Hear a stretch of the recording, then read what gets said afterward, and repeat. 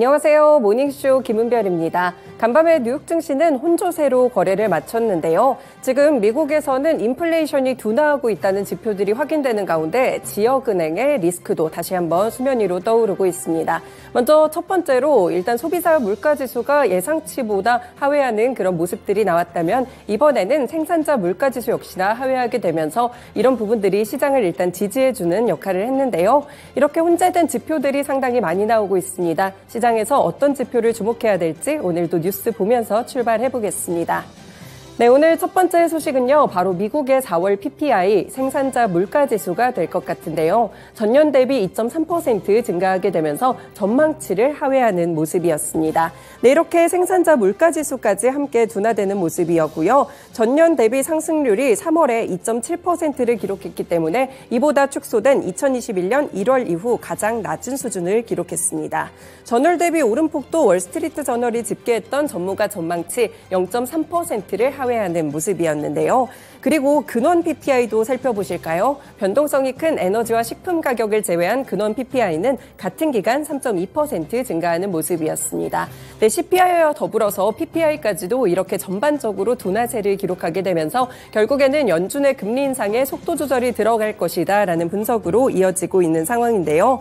일단 소비자 물가지수도 전년 동월보다 4.9% 오르며 시장 전망치를 5% 정도 살짝 하회한 바가 있었습니다.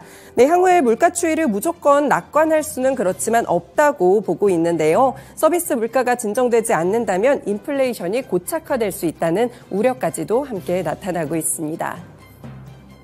네, 두 번째 소식도 함께 살펴보시죠.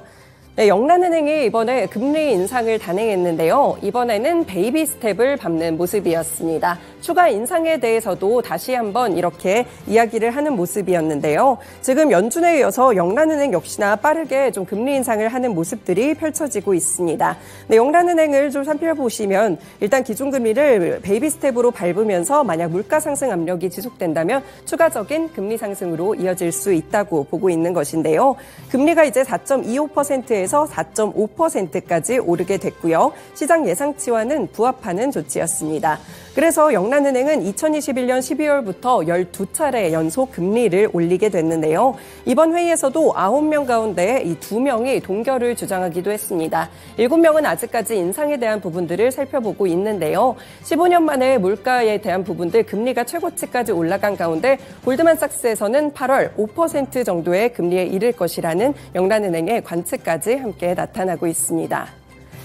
네, 마지막 소식도 체크해 보겠습니다. 지금 부채 한도 협상에 대한 내용들도 함께 살펴보셔야겠죠. 바이든 대통령과 그리고 케빈 메카시 공화당 하원 의장이 일단 만나기로 했었는데요. 지금 다시 한번 이 부분이 연기되는 모습이었습니다. 미국의 디폴트를 피하기 위해서 현지 시간 12일 만나기로 했었는데 백악관 대변인은 만남이 연기됐다고 밝혔고요. 이번 회의는 연기됐지만 둘은 다음 주 초에 만나기로 합의를 했습니다.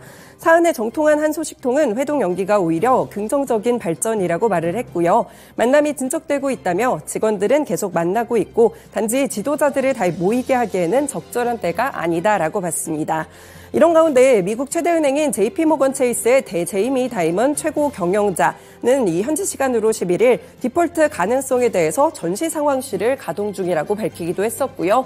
그리고 오늘 시장이 흔들렸던 한 가지 이유가 더 있었죠. 바로 팩웨스트 은행에 대한 부분이었는데요. 팩웨스트 뱅코프가 5월 첫째 주 전체 예금액이 9.5% 감소했다고 밝히면서 다시 한번 지역은행의 위기에 불을 붙였습니다. 네, 이렇게 오늘 세 가지 소식들 먼저 전해드렸습니다. 모닝쇼 본격적으로 출발합니다.